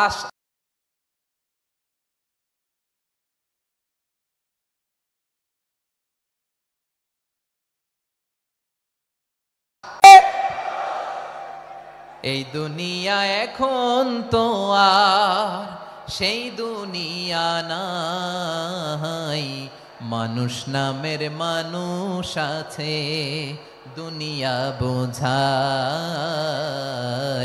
সেই মানুষের ভিড়ে আমার আসল মানুষ নাই। ঠিক কিনা? আসল মানুষের বড্ড অভাব, আসল মানুষের বড্ড অভাব। আমার ভাইয়েরা, মানুষ খারাপ হলে পশুকেও হার মানায়। আচ্ছা, আওয়াজ করে বলেন, এই যশোরের ছেলেরা এদিক তাকাও, আওয়াজ করে বলো, যে ইসরায়েলি সোলজাররা উপর থেকে বোমা মারলো তারাও মানুষ? তারাও কি? ওরাও রক্তে মাংসে মানুষ, ওদেরও পরিবার আছে। বোমা মেরে যেই মেয়েটাকে তারা অনাথ বানায়, ইয়াতিম বানায়, ও কিন্তু বাসায় ওর মেয়েটাকে রেখে আসছে। ঠিক কিনা বলেন? বম্বিং করে যে বাবাকে মেরে, স্বামীকে মেরে স্ত্রীকে বিধবা বানায়, তারও ঘরে স্ত্রী আছে। উপর থেকে বোম মেরে মানুষ মেরে দিচ্ছে, তারাও মানুষ। 1945 সালের 6ই আগস্ট আমেরিকান সোলজাররা হিরোশিমায় বম মেরেছে। আমি নিজে দেখে এসেছি জাপানের হিরোশিমাতে। সকাল 8:15 মানুষ কেউ অফিসে যাচ্ছিল, কেউ খেতে খামারে কাজ করতে যাচ্ছিল। লিটল বয় নামে একটা বোম মেরেছে তারা। এই বোমের আঘাতে, পারমাণবিক এই বোমার রেডিয়েশনে আঘাতে বোম ব্লাস্ট হওয়ার পরে মুহূর্তের মধ্যে 1,40,000 নাই। উপর থেকে যারা মারতেছে এরাও মানুষ, যাদেরকে মারলো তারাও। তার মানে মানুষে মানুষে পার্থক্য আছে না? নেই? মানুষে মানুষে পার্থক্য আছে। নাক কান চোখ মুখ থাকলেই মানুষ নয়। বাড়ছে জনসংখ্যা, কমছে মানুষ। চিল্লায় বলো ঠিক কিনা? তাহলে আমরা বুঝলাম, মানুষ ভালো হলে অনেক ভালো, খারাপ হলে অনেক খারাপ। ও আমার কলিজার টুকরা যশোরের ভাইয়েরা, আসুন না 3 দিন ব্যাপী এই তাফসিরুল কোরআনের ঐতিহাসিক প্রোগ্রাম থেকে আমরা সিদ্ধান্ত নেই আমরা ভালো মানুষ হব নাকি খারাপ মানুষ হব। কলিজা থেকে, প্রাণ থেকে আওয়াজ করে সবাই বলুন, ভালো মানুষ নাকি খারাপ মানুষ? ভালো মানুষ হইতে হবে। ভালো মানুষ যারা জগৎটাকে এনলাইটেন করবে, যারা এনলাইটেন করবে, যারা সত্যের বীর সেনানী হয়ে দাঁড়াবে, যারা সত্যের পক্ষে কথা বলবে, যারা জালিমের মসনদকে ভেঙে খান খান করে দেবে,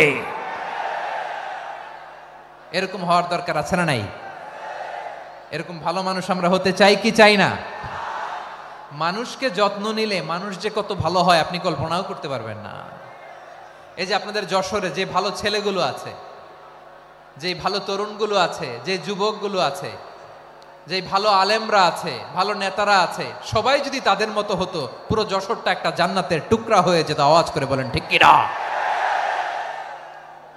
মানুষকে নার্চারিং করলে, মানুষকে পলিশ করলে, মানুষকে গ্রুমিং করলে, মানুষকে সঠিক তারবিয়া দিলে মানুষ অনন্য হয়ে ওঠে। প্রতিটি মানুষ অনন্য। আমি অনন্য, আপনি অনন্য, আমরা সবাই অনন্য। সুবহানাল্লাহ বলেন। মানুষকে আল্লাহ তাআলা দিয়েছেন অসীম ক্ষমতা, অসীম ক্ষমতা। সুবহানাল্লাহ। একটা মানুষ পারে না এমন কিছু নাই, একটা মানুষ পারে না এমন কিছু নাই। বিশ্বাস করতে হবে, মানুষ যা কল্পনা করতে পারে ওইটা মানুষ করে দেখাতে পারে। যশোরের ভাইয়ের, আই রিপিট, আমি আবারও বলছি, এই চিল্লাচিল্লি করলে আমার এই গুরুত্বপূর্ণ কথা তোমরা মিস করবা, মিস করবা। কপাল পড়া হয়েও না, আওয়াজ করে কপাল পড়া হবে না। আমার দিকে তাকাও। মানুষ, মানুষ যা কল্পনা করতে পারে সেটা মানুষ করে দেখাতে পারে। তুমি তোমার কল্পনার রাজ্যকে সাজাও, তোমাকে হারাতে পারে এমন কোন শক্তি আল্লাহর জমিনে নাই।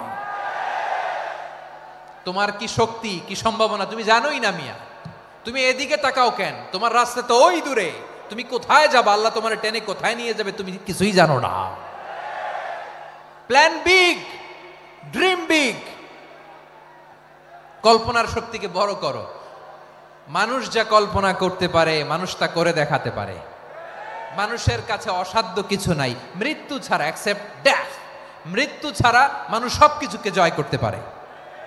মৃত্যু ছাড়া যে কোনো অসাধ্যকে সাধন করার ক্ষমতা মানুষকে দিয়ে দিয়েছে কে? হারার জন্য তোমার জন্মই হয় নাই, তোমার জন্ম হয়েছে জিতার জন্য, বিজয়ের জন্য তোমার জন্ম। মানুষের শুরুটাই হয় বিজয় দিয়ে। যশোর, আওয়াজ করে বলো, মানুষের শুরু হয় কি দিয়ে? আমরা যখন আমার পিতার পৃষ্ঠদেশে ছিলাম, পিতার পৃষ্ঠদেশ থেকে শুক্রাণু যখন মায়ের গর্ভদেশে যেয়ে পড়ে, কতটা শুক্রাণু ভ্রমণ শুরু করে জানো? 20 কোটি শুক্রাণু। একবার সিমেন আউট হলে সেখানে 20 কোটি শুক্রাণু থাকে, ভ্রমণ শুরু করে। ওই 20 কোটি শুক্রাণুর মধ্য থেকে তুমি আমি আজকে এক বিকশিত শুক্রাণু মানব রূপে পৃথিবীতে এসেছি। সুবহানাল্লাহ। ওই 20 কোটি শুক্রাণুর প্রতিযোগিতায় সবাইরে পেছনে ফেলে সেদিন আমি সফল হয়েছিলাম, সেদিন আমি বিজয়ী হয়েছিলাম। সেদিন আমি এত ছোট ছিলাম, মাইক্রোস্কোপ দিয়েও আমার অস্তিত্ব পাওয়া যায় না। আমি এত তুচ্ছ ছিলাম, নগণ্য ছিলাম। আমার কান ছিল না, আমার চোখ ছিল না, আমার হাত ছিল না, আমার জন্য রিকমেন্ডেশন করার মতো মামু ছিল না, খালা ছিল না, কেউ ছিল না। তারপরেও ওই প্রতিযোগিতায়, ওই কম্পিটিশনে যখন আমারে কেউ হারাতে পারে নাই, আল্লাহর জমিনেও আমারে কেউ হারাতে পারে না। হারার জন্য তোমার জন্মই হয় নাই, তুমি আসছোই জিতার জন্য। সুবহানাল্লাহ। বিশ্বনবী বলেন, আন্নাসু মাআদিন কামাআদিনি যাহাবি ওয়াল ফিদ্দা খিয়ারুহুম ফিল জাহিলিয়াতি খিয়ারুহুম ফিল ইসলাম। Peoples are like mines of gold and silver. সোনার খনি, রূপার খনি, এর চেয়েও বড় খনি হচ্ছে এই মানব সম্পদের খনি। আওয়াজ করে বলেন আল্লাহু আকবার। আল্লাহ তাআলা এই সম্পদ আমাদেরকে দিছে। বিশ্বনবী বলেন, মানুষ হচ্ছে খনির মতো। খিয়ারুহুম ফিল জাহিলিয়াতি খিয়ারুহুম ফিল ইসলাম। জাহিলি যুগে যারা সেরা, ইসলামেও তারা সেরা। ইদা ফাকুহু, যদি তারা বুঝবান হয় তাহলে তাদেরকে সেরা বানায় দিবে কে? তাহলে মানুষের চেয়ে সেরা কেউ হতে পারে? মানুষের চেয়ে অনন্য কেউ হতে পারে? মানুষকে কেউ হারাতে পারে? আওয়াজ করে বলো, তোমাকে কেউ হারাতে পারবে? এই সাহস জাগছে আজকের আলোচনা থেকে? আমি তুমি অনন্য, আমাকে তোমাকে হারায় দেওয়া এত সহজ না, ঠিক কিনা? একটা কথা জীবনের সাথে সেট করে নিতে হবে, আমি জিতি নয় শিখি, আমি কখনো হারি না। জীবনের সাথে সেট করে নাও, জেনজি অফ জেসর, আমি কখনো হারি না, আমি হয় জিতি নয় শিখি। চিল্লায় বলো ঠিক কিনা? আমি কখনো হারি না, আমার হারানো এত সোজা না। কি সাহস জাগছে? বুকে সাহস জাগছে? তাকবীর পড়ো, লিল্লাহে তাকবীর। তাহলে বিশ্বনবী বললেন নাসু মাআদিন, মানুষ হচ্ছে খনি। এই ধাক্কা ধাক্কি আমি জানি এগুলো ভালোবাসার ধাক্কা ধাক্কি, এজন্য আমি সহ্য করে নেই। এগুলো যে ভালোবাসার ধাক্কা ধাক্কি এটা আমরা বুঝি। পৃথিবীর কোন আইন, সিকিউরিটি প্রোটোকল দিয়ে এটারে মানানো যাবে না, কারণ এটা তো ভালোবাসা, লাভ। লাভ কোনো আইন কানুন দিয়ে বাধা যায় না, মানানো যায় না, ঠিক কিনা বলো?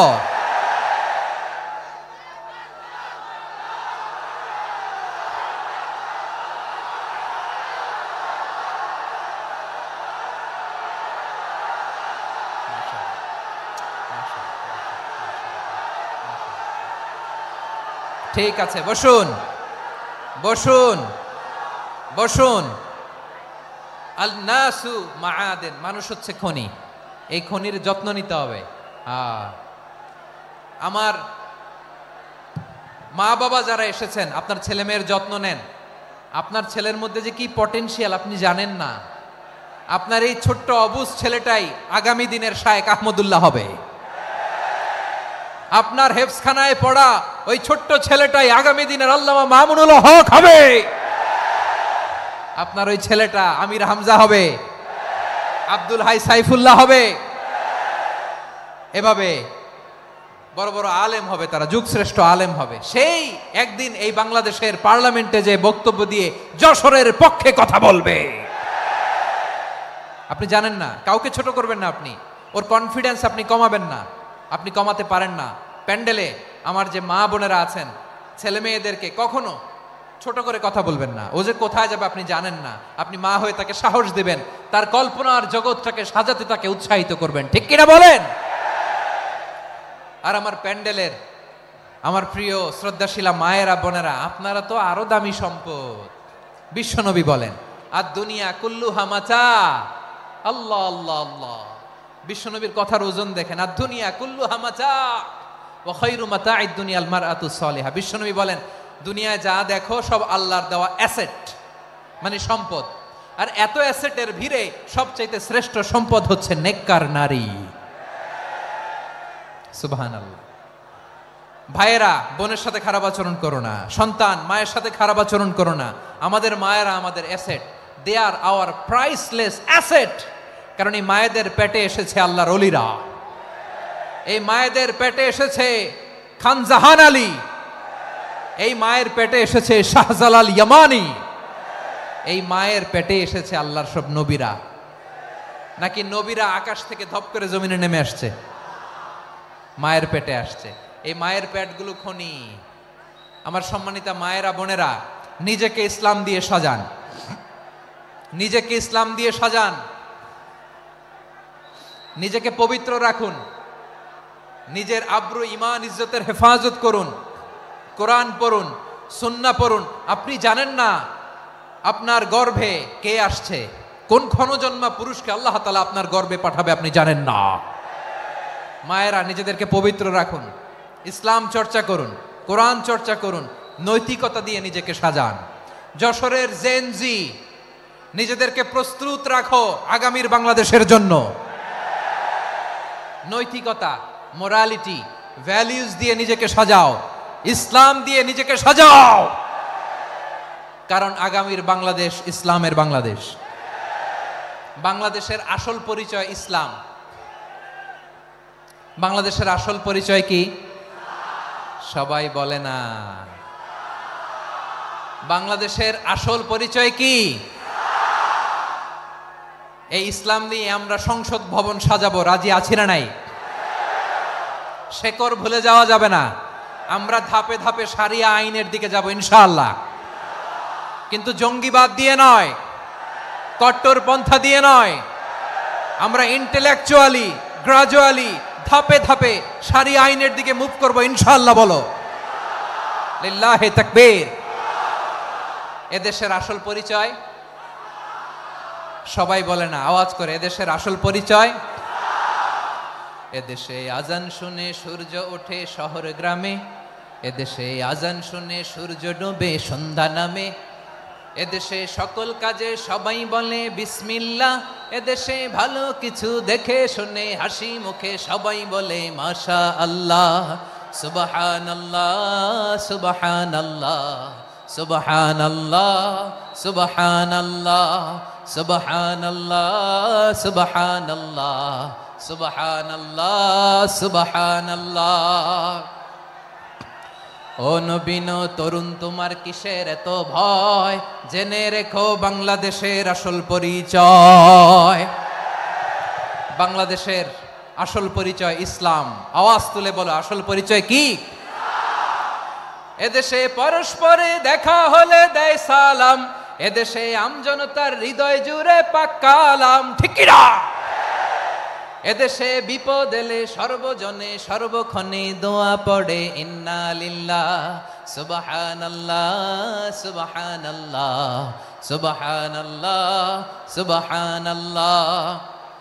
এদেশে আজান শুনে সূর্য ওঠে শহর গ্রামে, এদেশে আজান শুনে সূর্য ডোবে সন্ধ্যা নামে, এদেশে সকল কাজে সবাই বলে বিসমিল্লাহ, এদেশে ভালো কিছু দেখে শুনে হাসি মুখে সবাই বলে মাশা আল্লাহ।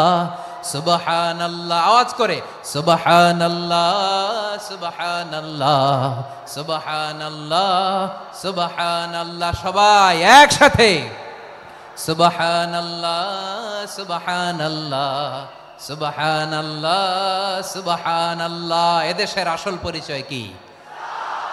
আওয়াজ করে বলতে ভয় লাগে। এদেশের আসল পরিচয় কি?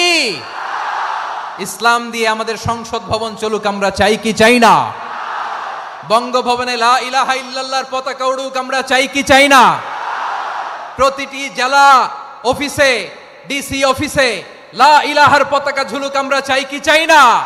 কারা কারা চাই হাত তুলে আল্লাহরে দেখায়।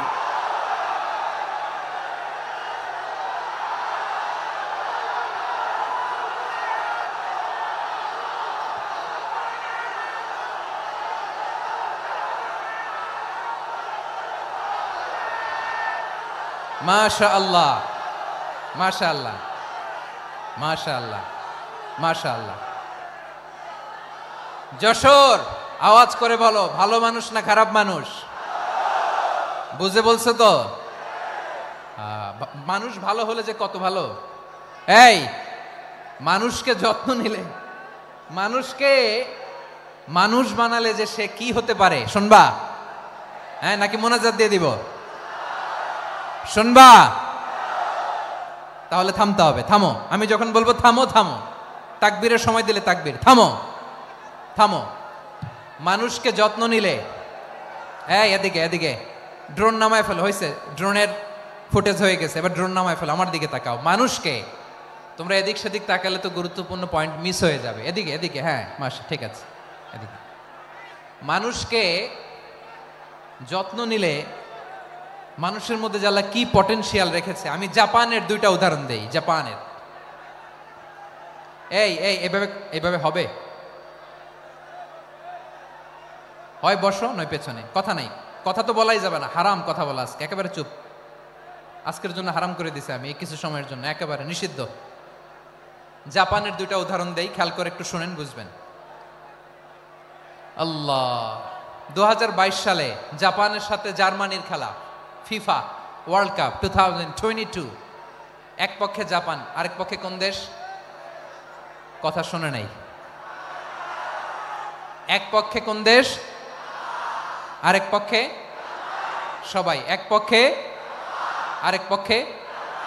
ওই খেলায় জিতেছিল জাপান, জিতেছিল 22 সালের এই ফিফা ওয়ার্ল্ড কাপে। জাপান ফুটবল খেলায় জিতে, as a part of their celebration তারা খেলার পরে পুরো স্টেডিয়ামটারে ক্লিন করে। The fan base of Japan, lakh lakh মানুষ খেলা দেখতে যায়, তো এত ডাস্টবিনও তো নাই, তো যারা ডাস্টবিনে জায়গা পায় নাই তারা এই যে চকলেটের প্যাকেট, পানির বোতল, চিপসের প্যাকেট তারা এদিকে সেদিকে রেখে দিয়েছে। জাপানের ভক্তরা, জাপানের ফলোয়াররা as a part of their celebration তারা খেলার পরে পুরো স্টেডিয়ামের সব ময়লা আবর্জনা ক্লিন করে তারপরে বিদায় নিয়েছে। তাদেরকে কি ক্লিন করার দায়িত্ব দেয়া হয়েছিল? এই যশোর, জাপানের যে ছেলেরা খেলা দেখতে গেছিল ওদেরকে কি ক্লিন করার দায়িত্ব দিছিল? তারা কি স্টেডিয়ামের পরিচ্ছন্নতা কর্মী? তাদের আকল, তাদের সিক্স সেন্স তাদেরকে বলেছে। ছোটবেলা থেকে জাপান গভর্নমেন্ট ওদেরকে এত পরিচ্ছন্নতা শেখায়, ক্লিনলিনেস অ্যাওয়ারনেস ক্যাম্পেইন করায়। ক্লাসে আমি দেখেছি, ক্লাসে নিজের বেঞ্চ নিজে মুছে, ক্লাসের মাঝখানে একটা সময় দেয়, নিজের টেবিল নিজে মুছে, নিজের ক্লাসরুমটা নিজে পরিষ্কার করে। রাস্তাঘাটে একটা ধুলা নাই, ময়লা নাই, একটা টিস্যু নাই। খেলার পরে গোটা বিশ্বকে তাক লাগিয়ে দিয়েছে। জাপানের ফ্যানরা সবার রেখে যাওয়া গার্বেজ, টিস্যু, বোতল পরিষ্কার করে তারপরে স্টেডিয়াম থেকে বিদায় নিয়েছে। আমরা কেন এমন হইতে পারলাম না? আমরা কেন এমন হইতে পারলাম না? জাপানের যারা এগুলো করছে ওদের 3টা করে চোখ না? চোখ তো 3টা, জাপানা লাগো, জাপানা লাগো। হাত তো 4টা, কান তো 6টা। হ্যাঁ, নাকি আমার মতো 2 হাত 2 কানওয়ালা মানুষ? চোখে দেখলে ওটা মানুষ না। চিন্তা করছেন? তার মানে জাপানিজদেরকে যে গ্রুমিং করে শিখানোর মাধ্যমে পরিচ্ছন্ন বানানো গেছে, ওরা যেমনি মানুষ আমরাও মানুষ। আমাদের সন্তানদেরকে শেখালে তারাও পারবে, পারবে কিনা? 2 নম্বর উদাহরণ বলি। চট্টগ্রাম ফেনীতে যারা গিয়েছেন, মেঘনা গোমতী ব্রিজ প্রকল্প নাম শুনছেন? মেঘনা একটা ব্রিজ পার হওয়া লাগে। এই মেঘনা গোমতী, এখানে 3টা ব্রিজ কাঁচপুর সহ, এই 3টা ব্রিজের নির্মাণ কাজ, রেনোভেশনের কাজ দেয়া হয়েছিল জাপানের একটা কোম্পানিকে। কাকে? জাপানের কোম্পানির নির্মাণ শেষে 738 কোটি টাকা বেঁচে গেছিল, এটা গভর্নমেন্টের হাতে দিয়ে তারা বিদায় নিয়েছে। কত টাকা? 738 কোটি টাকা। যত প্রাক্কলিত ব্যয় নির্ধারণ করা হয়েছে সব টাকা সরকার, তৎকালীন সরকার 2019-এর সরকার, কারা ছিল তো জানেন? এই 2019-এর সরকার তাদেরকে দিয়েছে। তারা রিনোভেশন নির্মাণ শেষে 738 কোটি টাকা অতিরিক্ত বেঁচে গেছিল, এটা আবার গভর্নমেন্টের হাতে বুঝাই দিয়ে তারা বিদায় নিচ্ছে। আমরা কেন এমন হইতে পারলাম না? জাপানের ওরাও মানুষ, আমরাও মানুষ। তার মানে মানুষে মানুষে পার্থক্য আছে না নাই? আচ্ছা, জাপানের 2টা উদাহরণ দিলাম, এবার আমার দেশের 2টা উদাহরণ দিব না? বাংলাদেশের 2টা উদাহরণ দিই। 1 নম্বর উদাহরণ, গত সপ্তাহে আপনারা জানেন কক্সবাজার আমার একটা প্রোগ্রাম ছিল, তো হেলিকপ্টারে গিয়েছিলাম। ফেনী জেলা যখন পার হচ্ছি আমি দেখলাম 3টা উইন্ডমিল। উইন্ডমিল চিনেন তো? বিশাল পিলার, 3টা 4টা পাখা থাকে। বায়ু বিদ্যুৎ কেন্দ্র, বাংলাদেশের প্রথম বায়ু বিদ্যুৎ কেন্দ্র এটা। মুহুরী প্রজেক্ট বলে এটার, সম্ভবত মুহুরী প্রজেক্ট। তো সাগরের বাতাসের ঝাপটায় এটা ঘুরে এনার্জি হয়, ইলেকট্রিসিটি উৎপাদন হয়। তো আমি পাইলটকে বললাম, ভাই এগুলো থেকে কেমন ইলেকট্রিসিটি উৎপাদন হয়? কয়, হুজুর একটু হয় না, কিছুই হয় না। কিছুই হয় না মানে? বলে, হুজুর বাংলাদেশে যত উইন্ডমিল আছে এটার পাখা একটাও ঘুরে না। আল্লাহ, বলেন কি? তাহলে এই যে কোটি কোটি টাকা ব্যয় করে যে উইন্ডমিল, কয় হুজুর ভিতরে ফিটফাট, উপরে ফিটফাট, ভিতরে সদরঘাট। তার মানে কোটি কোটি টাকা দিয়ে এই উইন্ডমিল বানায়, এখানে কিছু নাই। দুর্নীতির আড্ডাখানা, আখড়াখানা বাংলাদেশ, ঠিক কিনা বলেন? হায় রে, জাপানিজরাও মানুষ, আমরাও মানুষ। আমার এক নিকটাত্মীয় সরকারি চাকরিজীবী, উনি আমাকে বললেন, বাংলাদেশের আরেকটা উদাহরণ দেখি। উনি আমাকে বললেন যে প্রতি বছর আমাদের অফিসের ফার্নিচার চেঞ্জ করে। আমি বললাম, প্রতি বছর ফার্নিচার চেঞ্জ করে কেন? বলে যে ফার্নিচার নতুন পারচেজ করলেই তো ওইখানে টাকা, নতুন কিনতে পারলেই টাকা, নতুন উন্নয়নের সবক শোনাতে পারলেই টাকা।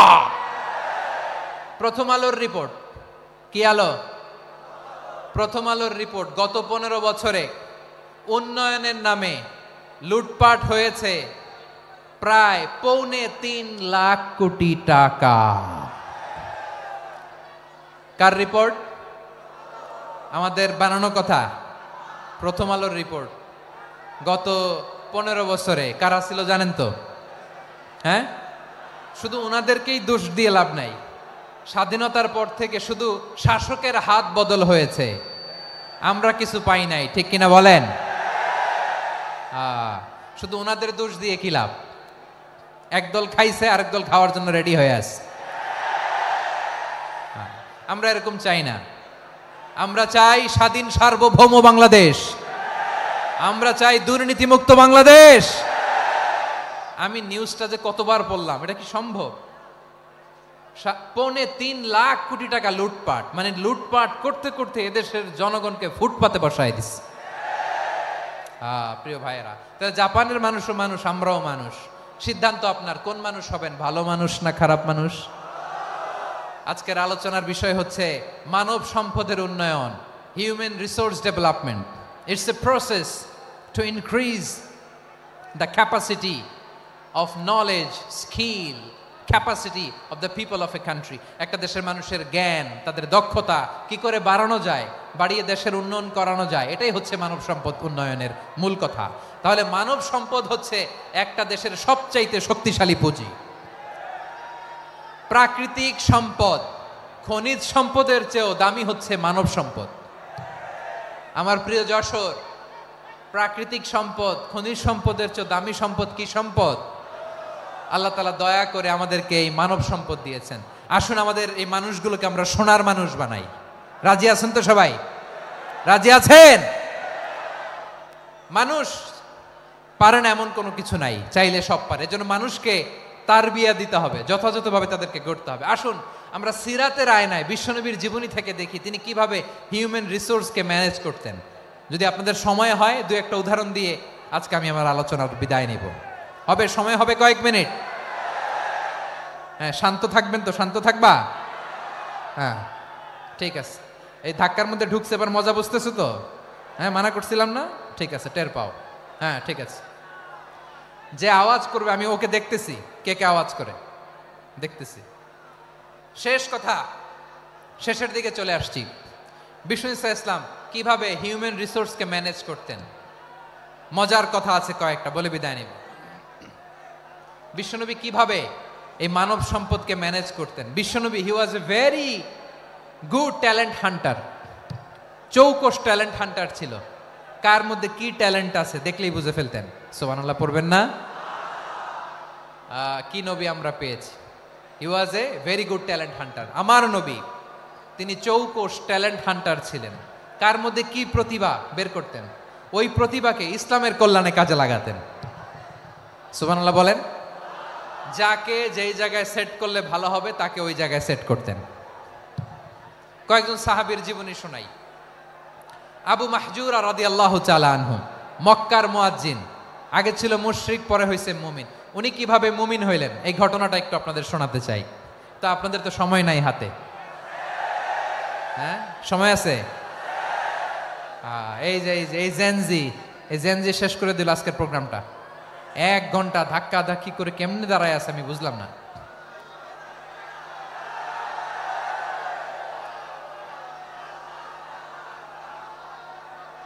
না না, তাকবিন না, চুপ করতে হবে। What I need, you stop. Just shut up. চুপ। হ্যাঁ, ঠিক আছে, এভাবে। আবু মাহজুরা রাদিয়াল্লাহু তাআলা আনহু কিভাবে মুসলিম হলেন, আওয়াজ করে শুনেন। হুনাইনের যুদ্ধ, 8ম হিজরি। বিষ্ণু ইসলাম হুনাইনের যুদ্ধ শেষে ফিরতেছেন, পথিমধ্যে বেলাল রাদিয়াল্লাহু তাআলা আনহু, এই যে আবার কথা, আই রে আল্লাহ রে, এখানে ধাক্কা থাকি কেন? চলে যাও, পেছনে যাও, পেছনে যাও। কি আজীব তামাশা! যেখানে যায় এখানে ধাক্কা ধাক্কি, মারামারি, গায়ের উপরে, কাঁধের উপরে, শাউটিং। অনেক গুরুত্বপূর্ণ কথা পয়েন্ট করে নিয়ে আসে যে বলবো, এই শাউট করার কারণে প্রোগ্রামটাই নষ্ট করে দেয়। আসছে আমার ভালোবাসা দেখাইতে, প্রোগ্রামটাই শেষ করে দিয়ে চলে যায়। স্টপ। আবার কথা বলে, স্টপ। হুনাইনের যুদ্ধে, 8ম হিজরি। কত হিজরি? সবাই বলেন না একটু, কত হিজরি? 8ম হিজরিতে হুনাইনের যুদ্ধে রাসূল সাল্লাল্লাহু আলাইহি ওয়াসাল্লাম ফিরে আসতেছেন মদিনায়। পথিমধ্যে বেলাল রাদিয়াল্লাহু তাআলা আনহু আযান দিচ্ছেন। কি দিচ্ছেন? তো পাশে ছিল মুশরিকদের একটা পল্লী, কিছু মুশরিক তরুণ, কিছু অমুসলিম কিশোর, তারা আজানকে ব্যঙ্গ করতেছে। আমাদের বাংলায় মুখ ভেঙ্গানো বলে আর কি। বেলাল রাদিয়াল্লাহু তাআলা আনহু আজান দিচ্ছেন, ওই বাচ্চাগুলো মুশরিক, তো ওরা আজানকে ব্যঙ্গ করতেছে, বিকৃতি করে ওরাও আজান দিচ্ছে। উদ্দেশ্য হচ্ছে আজানকে নিয়ে ঠাট্টা করা। উদ্দেশ্য কি? ঠাট্টা করা। ব্যাপারটা মনে কষ্ট পাওয়ার মতো ব্যাপার না?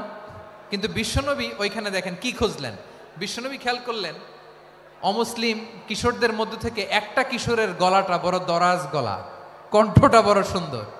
খেয়াল করে দেখলেন যে কিছু কিশোর বেলালের আজানকে ব্যঙ্গ করে, বিকৃতি করে, কিন্তু একজনের কণ্ঠ দেখতে পাচ্ছেন না এত দূরে, কিন্তু কণ্ঠটা বড় সুন্দর, দরাজ গলা। বিশ্বনবী সাহাবীদেরকে বললেন, ধরো এগুলারে, ধরো। সবগুলারে ধরে বিশ্বনবীর সামনে আনা হলো। ওরা হাঁটু গেড়ে বসলো। বিশ্বনবী বললেন, তোমাদের মধ্যে কে যেন ব্যঙ্গ করে আজান দিচ্ছিল, তার গলাটা বড় উঁচু, গলার বেসটা বড় মজবুত, মেলোডিয়াস, সুমধুর কণ্ঠ। কে? আবু মাহজুরা বলে, আমার বন্ধুরা সবাই আমার দিকে আঙ্গুল দেখায়, আমি পড়ে গেছি বিপদে। রাসূল সাল্লাল্লাহু আলাইহি ওয়াসাল্লাম বাকি অমুসলিম তরুণদেরকে ছেড়ে দিলেন, বললেন তোমরা যাও। এবার আবু মাহজুরারে পাইছে। আবু মাহজুরার চুলের মধ্যে হাত দিলেন বিশ্বনবী, মাথায় হাত দিয়ে বললেন, এবার আজান দাও দেখি। আবু মাহজুরা বলে, আমি তো আজান দিতে জানি না, কারণ আমি তো বেলালেরটা শুইনা দিছি, আমার তো মুখস্থ নাই, আমি তো আজান দিতে জানি না। বিশ্বনবী বললেন, জানো না? তাহলে আসো, আমি তোমারে শিখাই দেই। সুবহানাল্লাহ পড়েন।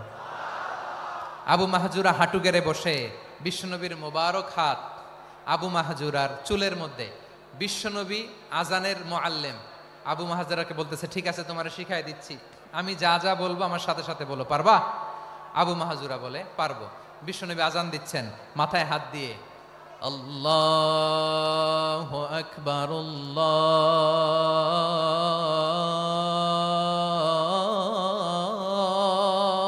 আকবার। আবু মাহজুরা এই বাক্যটা পড়লেন। বিশ্বনবী দ্বিতীয় বাক্য পড়তে আরম্ভ করলেন, আল্লাহু আকবার,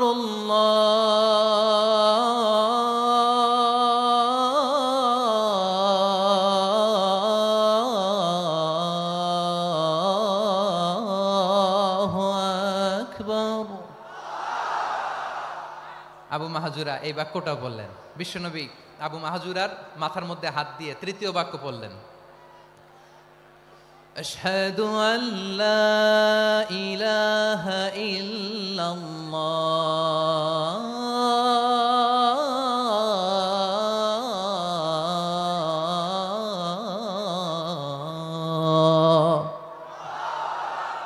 আবু মাহজুরা তৃতীয় বাক্য পড়লেন। বিশ্বনবী একটা বাক্য পরে আবু মাহজুরা পরে, বিশ্বনবী পরে আবু মাহজুরা পরে। আবু মাহজুরা কিন্তু অমুসলিম, মুশরিক। আবু মাহজুরা বলে, এক একটা বাক্য পড়ি আমার কলিজাটা গলে ঠান্ডা হয়ে যায়।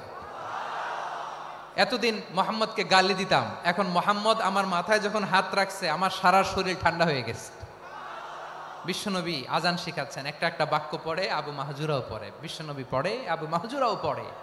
পুরো বাক্যগুলো যখন শেষ, আজান শেষ, আবু মাহজুরাও যখন পুরো আজান পড়লেন, আবু মাহজুরা বললেন, এতদিন মোহাম্মদের চেহারা দেখলে আমার ঘৃণা লাগতো, আজ থেকে মোহাম্মদের চেহারার চেয়ে প্রিয় চেহারা আমার কাছে নাই। আবু মাহজুরা বললেন, ও মুহাম্মদ, আজানের বাক্য তো আপনি আমারে শেখালেন, এখানেই শেষ করবেন না, আপনি আমারে পড়ায় দেন, লা ইলাহা ইল্লাল্লাহু মুহাম্মাদুর রাসূলুল্লাহ সাল্লাল্লাহু আলাইহি ওয়াসাল্লাম। বিশ্বনবীর সাথে দাঁড়িয়ে উনি শাহাদা পড়ে মুসলমান হয়ে গেলেন। এবার আবু মাহজুরা বলে, ইয়া রাসূলুল্লাহ, ইয়া হাবিবাল্লাহ, আমি মুমিন হয়েছি, মুসলমান হয়েছি, আপনার কাছ থেকে আজান শিখার সৌভাগ্য আমি লাভ করেছি গো নবী। আমার কণ্ঠের বড় তারিফ করেছেন আপনি, আমার আজানকে আপনি পছন্দ করেছেন। একটা জিনিস আপনার কাছে চাই, আপনি আমাকে মক্কার মসজিদুল হারামের মুয়াজ্জিন হিসেবে অ্যাপয়েন্ট করে দেন। বিষ্ণু ঈসা ইসলাম বললেন, যাও আবু মাহজুরা, আমি তোমাকে পৃথিবীর শ্রেষ্ঠতম মসজিদ মক্কার মসজিদুল হারামের মুয়াজ্জিন হিসেবে অ্যাপয়েন্ট করে দিলাম। দেখছেন কিভাবে ট্যালেন্ট হান্টিং করতে হয়, কিভাবে হিউম্যান রিসোর্স মানব সম্পদকে ব্যবহার করতে হয়। আসছিল আজানকে ভেঙ্গাইতে, আসছিল কেন? আজানকে ব্যঙ্গ করার জন্য।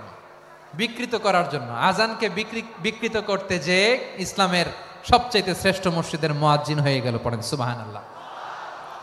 হযরত আবু মাহজুরা রাদিয়াল্লাহু তাআলা আনহু ওনার এই সুললিত কণ্ঠ ব্যবহার করে মসজিদুল হারামে এত সুন্দর করে আল্লাহু আকবার বলে আজান দিতেন, মানুষগুলোর, মুসল্লিগুলোর, মক্কাবাসীর হৃদয়কে তিনি বিগলিত করে দিতেন, মানুষের হৃদয়কে ঠান্ডা হয়ে যেত। শুধু এখানেই শেষ না আমার যশোরের ভাইয়েরা, বিশ্বনবী যখন সাইয়েদনা আবু মাহজুরা রাদিয়াল্লাহু তাআলা আনহুকে আজান শিখাচ্ছিলেন, বলেন তো বিশ্বনবীর হাতটা কোথায় ছিল? আবু মাহজুরার মাথার সামনে, এই চুলের উপরে ছিল।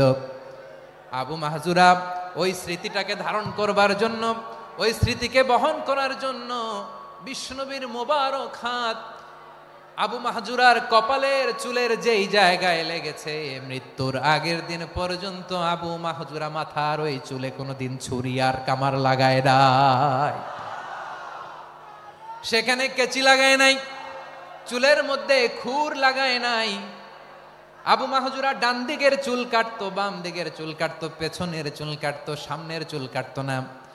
আবু মাহজুরা রাদিয়াল্লাহু তাআলা আনহুর সামনের চুলগুলো বড় হতে হতে যখন এত বড় হয়ে যায়, তিনি চুলগুলো পেঁচিয়ে মাথার মধ্যে রাখতেন, তারপরে তিনি পাগড়ি পরতেন। সবাই জিজ্ঞেস করতো, আবু মাহজুরা এটা আবার কেমন স্টাইল?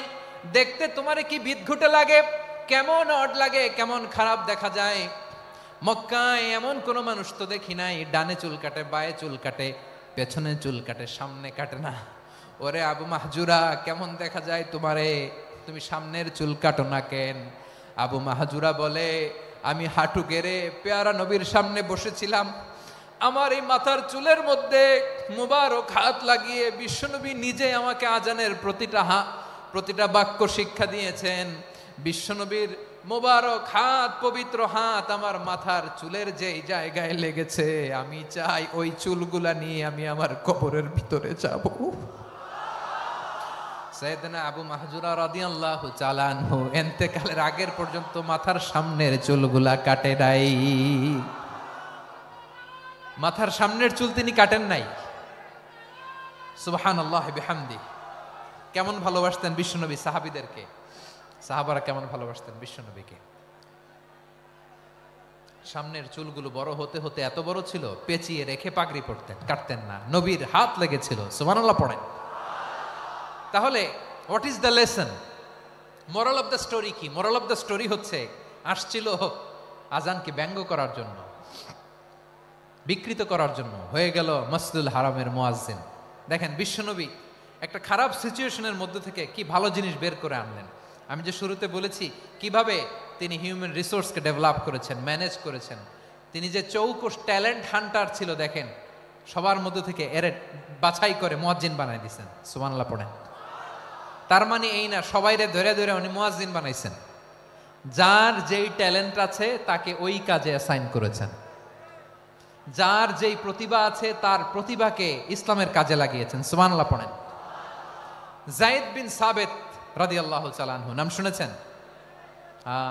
যশোর কথা বেরোয় না, যদি জিগায় সালমান খানের নাম শুনছেন, সবাই হাত তুলবে, জি হুজুর শুনছি, মানে সব দেখা শেষ। সালমান খান, আমির খান, অমুক খান, সব খান মুখস্থ, কিন্তু যায়েদ বিন সাবিতের নাম মুখস্থ নাই মুসলমানদের। যেই সাহাবী মাথার সামনের চুল কাটে নাই, মসজিদুল হারামের মুয়াজ্জিন বানাইছেন বিশ্বনবী, ওই সাহাবীর নাম কি? খায়া ফেলাইছে।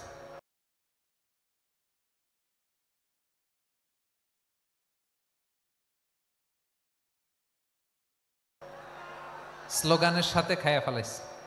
আবু মাহজুরা, কি নাম? আবু মাহজুরা আল জুমাহি রাদিয়াল্লাহু তাআলা আনহু। এই নামটা আজকে নিয়ে যাইতে হবে যশোর। আবু মাহজুরা রাদিয়াল্লাহু তাআলা আনহু। 2 নম্বরে বলছিলাম যায়েদ বিন সাবিত রাদিয়াল্লাহু তাআলা আনহু।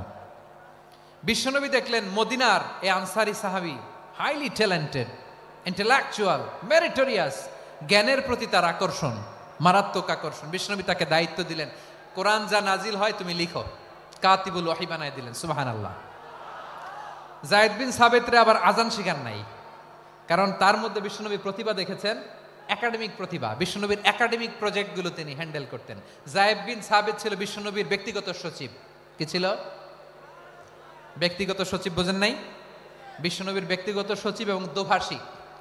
ইহুদিরা কিছু লিখে দিলে এটার অর্থ বিশ্বনবীরে বুঝায় দিতেন, আবার ইহুদিদের কাছে কিছু লিখতে হলে তিনি লিখে দিতেন।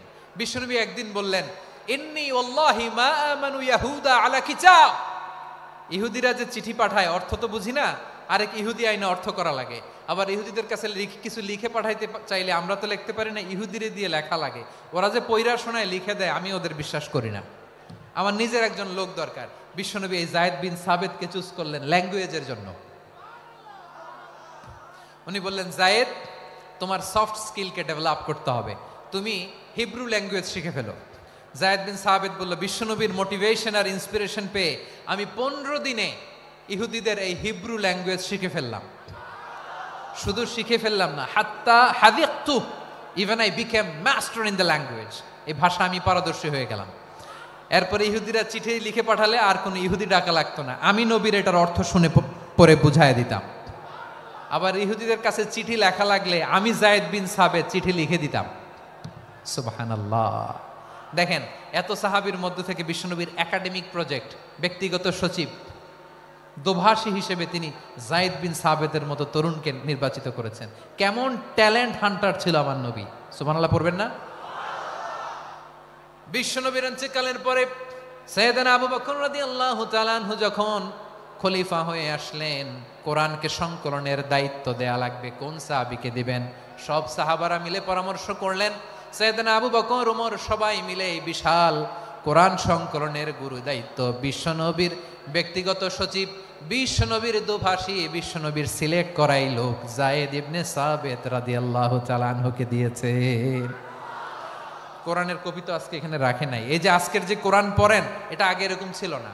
কোরআন নাজিল হলে সাহাবারা চামড়ার, ওটের চামড়ায় লিখে ফেলতো, ওটের চ্যাপ্টা হাড্ডির মধ্যে লিখে ফেলতো, গাছের গুড়ির মধ্যে লিখে ফেলতো, বিভিন্ন জনের কাছে ছড়ানো ছিটানো ছিল। আবু বকর রাদিয়াল্লাহু তাআলা আনহু একসাথে করলেন, পরবর্তীতে উসমান রাদিয়াল্লাহু তাআলা আনহু একসাথে করলেন। 114 সূরার এখন এই মুসহাফ, এই কম্পাইলেশন, এই কপি আমরা পেয়েছি, যার হিউজ কন্ট্রিবিউশন ছিল। এই পুরো কোরআন কম্পাইলেশনের প্রজেক্ট ম্যানেজার ছিল যায়েদ বিন সাবিত রাদিয়াল্লাহু তাআলা। কোরআন কম্পাইলেশনের প্রজেক্ট ম্যানেজার। দেখেন, ওনারে মাথায় হাত দিয়ে আজান শিখায় নাই। সুবহানাল্লাহ কইবেন না? তাহলে প্রথম সাহাবী আবু মাহজুরাকে মুয়াজ্জিন বানাইলেন, যায়েদ বিন সাবিতকে ব্যক্তিগত সচিব আর দোভাষী বানালেন, মুসআব ইবনে উমাইর রাদিয়াল্লাহু তাআলা আনহুকে ইসলামের প্রথম অ্যাম্বাসেডর বানালেন। তাহলে তৃতীয় নাম্বার একজন সাহাবীর নাম বলছি, মুসআব ইবনে উমাইর। মুসআব কি নাম? নামটা কেমন লাগে? এই কয়েকজনের ভাল লাগে, বাকিদের ভাল লাগে না? ভাল লাগে?